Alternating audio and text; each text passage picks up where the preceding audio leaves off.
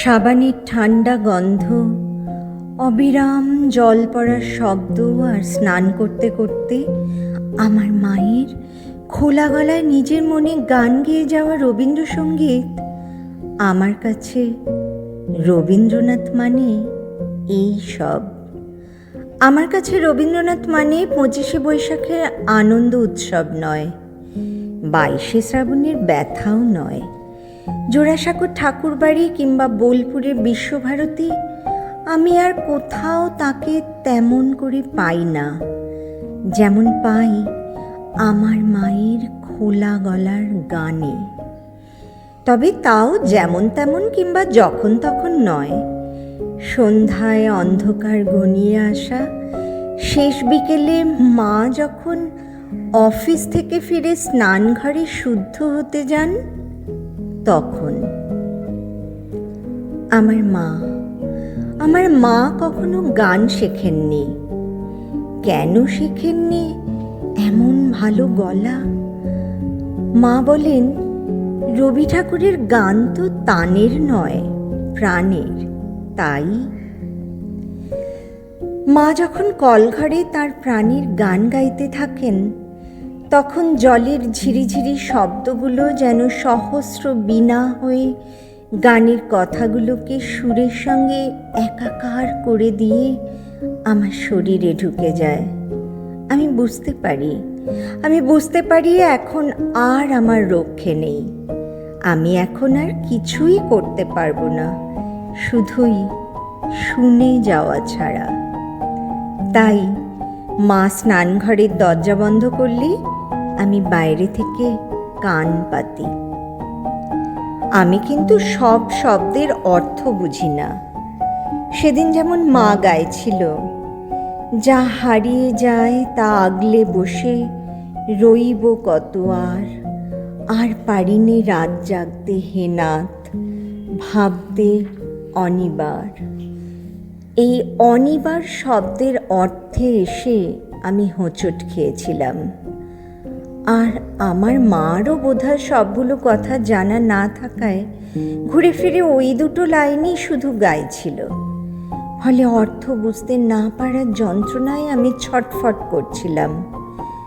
মাকে জিজ্ঞাসা করতেই মা বলল, এবার তোমার ক্লাস 6 হলো তো, সব শব্দের অর্থ জানতে চাইবে না, নিজে নিজে আবিষ্কার করো, ভাবো, আরও ভাবো। আমি ভাবতেই থাকি, কুল কিনারা পাই না। মা বলে, সত্যিই তুমি ভাবছো? একটু না থেমে আমি বলি, সত্যিই ভাবছি মা, নন স্টপ। মা বলে, নন স্টপ ভাবতে পারছো আর ভাবতে অনিবার এত কঠিন হলো তোমার বোঝার পক্ষে? আমার মায়ের গান আর রবীন্দ্রনাথ, এই দুয়ে মিলে আমার স্টকে এখন অনেক বাংলা শব্দ।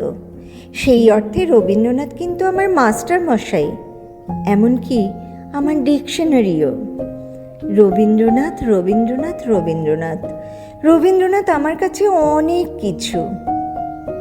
আমার মায়ের আর একটা প্রিয় গান, কাঁদালে তুমি মরি ভালোবাসারি ঘায়ে, নিবিড় বেদনাতে পুলক লাগে গায়ে, তোমারও অভিসারে যাব অগম পারে, চলিতে পথে পথে বাজুকো ব্যথা পায়। সেদিন হঠাৎ যেদিন বিকেল হতে না হতে অন্ধকার ঘনিয়ে এলো, আমাদের একরত্তি বাগানের কচি কচি গাছগুলো ভেজা ভেজা বাতাসে উথাল পাতাল হতে থাকলো। আমার হঠাৎই মনে এলো, নিবিড় বেদনাতে পুলক লাগে গায়ে, এই কলিটি। মা, ও মা, মা গো, অভিসার মানে কি মা? মা বলল, অভিসার? অভিসার আবার কোথায় পেলে? কেন, তোমার গানে? আমার গানে অভিসার? ও, তোমারও অভিসারে যাব অগম পারে? হ্যাঁ, ওখান থেকেই। মা বলল, অভিসার মানে যাওয়া, অভিসার মানে যাওয়া, কিন্তু ততটা নয় যতটা যেতে চাওয়া। বলেই মা ঘর গেরস্থালি গোছাতে কোথায় যে উধাও হলো। গমন মানে যদি যাওয়া হয়, গমন মানে যদি যাওয়া হয়, তাহলে অগম মানে যেখানে যাওয়া যায় না। এই অগম শব্দটার মানে বুঝতেই অভিসারে যেতে চাওয়া আর যেতে পারা আমার কাছে পরিষ্কার হয়ে গেল। বুঝলাম কেন পরাণে বাজে বাঁশি, কেনই বা নয়নে বহে ধারা। ঝরঝর বৃষ্টির অবিরাম ধারায় ভিজতে ভিজতে আমি মার মতোই খোলা গলায় গাইতে থাকলাম, কাঁদালে তুমি মোরে, কাঁদালে তুমি মোরে, ভালোবাসারে গায়ে, কাঁদালে তুমি মোরে, নিবিড় বেদনাতে পুলক লাগে গায়ে।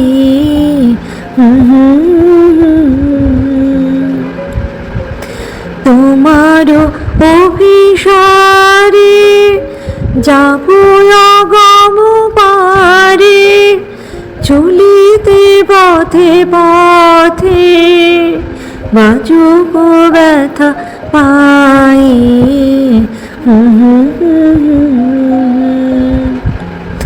ভালোবাসারে গায়ে, কাঁদালে তুমি। সপসপে ভেজা জামাই ঘরে ঢুকতেই দেখি বাবা ফিরে এসেছেন কখন। বললেন, বৃষ্টিতে ভিজতে ভিজতে বর্ষার গান এলো না মনে?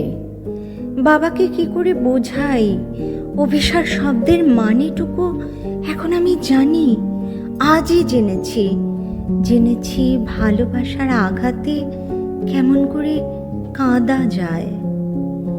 এইসব নিয়েই আমার রবীন্দ্রনাথকে আমি এইভাবেই মেঘলা আকাশে, বাদল বাতাসে, আমার মায়ের স্নানের শব্দে, সাবানের গন্ধে, বিকেলের মরে যাওয়া আলো অন্ধকারে বারবার পেতে চাই, বছরের পর বছর, প্রতি বছর। যত দিন যাবে ততদিন।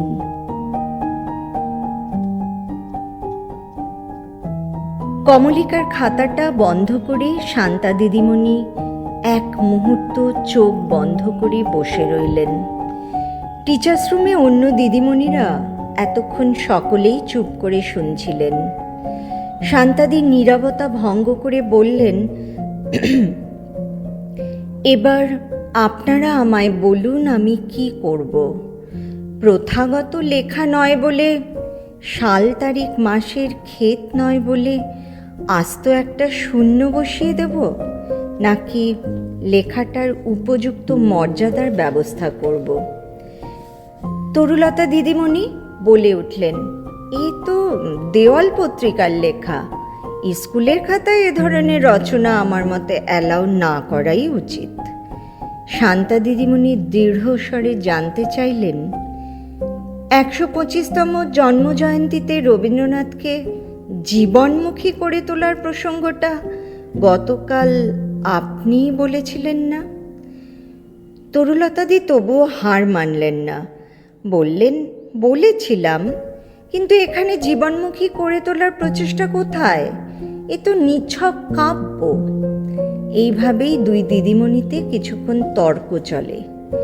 শেষকালে মেজরিটির রায়ে সিদ্ধান্ত হয়, কমলিকার রচনাটি আমার চোখে রবীন্দ্রনাথ হয়েছে, রচনা রবীন্দ্রনাথ হয়নি। সব বন্ধুরা কিছু না কিছু মার্কস পেয়েছে, কমলিকা কেবল লাল কালির একটি মন্তব্য। আবার লেখো, রচনা রবীন্দ্রনাথ, আমার চোখে রবীন্দ্রনাথ নয়। কমলিকা বুঝতে পারে না আমার চোখে আর আমার রবীন্দ্রনাথের তফাৎটা ঠিক কোথায়? তার দু চোখ থেকে জল গড়িয়ে পড়ে, খাতার মলাট ভিজে যায়। বড় লজ্জা করে তার, যা তার একান্ত নিজের অনুভূতি তাকে সকলের সামনে এনে অপ্রস্তুত হয়ে যাবার ব্যথায় সে নীরবে কাঁদতে থাকে। শান্তা দিদিমণি সবই লক্ষ্য করে।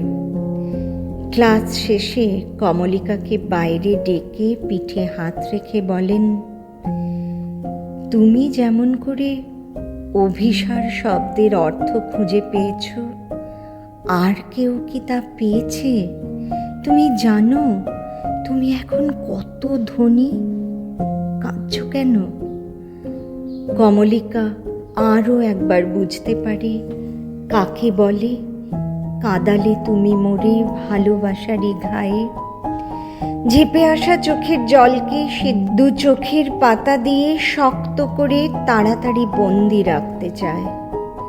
তারা তবুও গাল ভরিয়ে ঝরে পড়ে টুপটুপ টুপটুপ। শান্তা দিদিমণি বলেন, বোকা মেয়ে, বোকা মেয়ে কোথাকার।